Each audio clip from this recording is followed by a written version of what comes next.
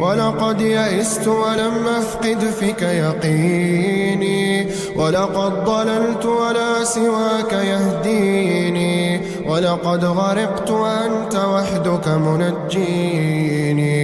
يا رب اجعل عفوك عني دائم، ورضاك علي قائم، واجعلني من الذنوب نادم، ولباب توبتك قائم.